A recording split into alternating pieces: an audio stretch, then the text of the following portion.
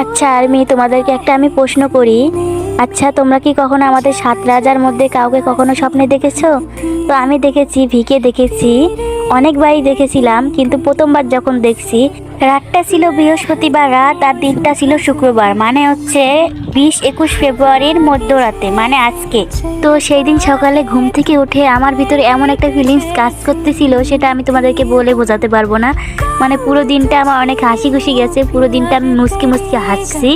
তো সেই দিন আম্মু আমাকে বারবার করে জিজ্ঞাসা করতেছিল, কি রে, সারাদিন তো বাংলার পাঁচের মতো মুখ বানিয়ে থাকিস, তাহলে আজকে এত হাসি খুশি কেন, কি কিছু হয়েছে নাকি?